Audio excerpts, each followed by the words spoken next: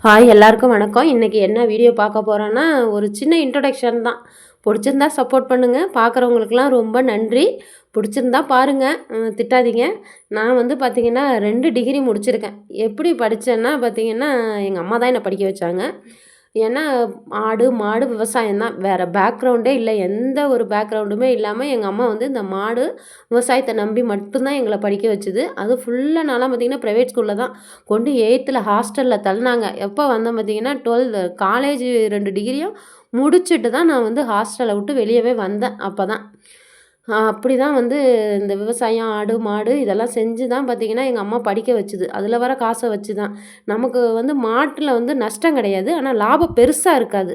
ஓட்டிக்கலாம். அண்ணா என்ன செலவு அது மாதிரி வந்து செலவுக்கு காசு இல்லைனாலும் இந்த மாட்டை வச்சு நம்ம ஓட்டிக்கலாம். ஆனால் ஆடு பார்த்திங்கன்னா பயங்கர லாபம் இருக்கும். நான் வந்து காலேஜ் படிக்கும்போதெல்லாம் எங்கள் அம்மா பார்த்திங்கன்னா ஒரு ஆட்டை விற்றுட்டு வாடி ஒரு பவுன் எடுத்துகிட்டு வரணும்னு சொல்லி நான் போய் எனக்கு தெரிஞ்சு ஒரு ஆடு விற்று ஒரு பவுன் வாங்கியிருக்கோம். ஆடும் தங்கமும் நம்ம கையில் இருக்கிறது என்றைக்கும் உதவும்.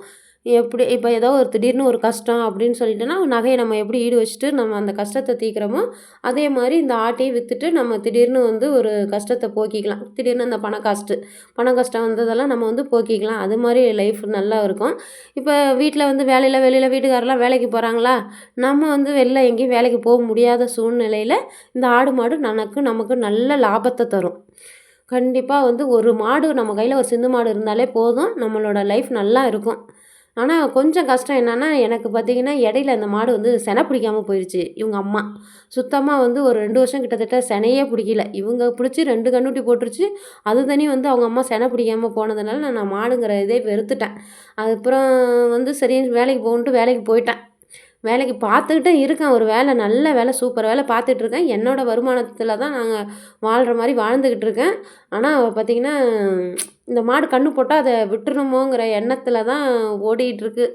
ஏன்னா அந்த வேலை கொஞ்சம் வேலை நல்ல வேலை, ஆனால் கஷ்டம். வேலை பார்க்குறது ரொம்ப கஷ்டமாக இருக்குது. அப்படி தான் வந்து என்னோடய பிள்ளைங்களையும் இப்போ வந்து நான் பார்த்துட்ருக்கேன். எங்கள் வீட்டுக்காரருக்கு கையில் காசு இல்லாமல் எனக்கு நல்லா உதவி பண்ணுது இந்த ஆடு மாடோட காசு. பார்த்திங்கன்னா நல்லா ஒரு வருஷம்லாம் பார்த்திங்கன்னா செம்ம பால் காசெல்லாம் ரூ. 40 ரூ. 45 போச்சு டிகிரி.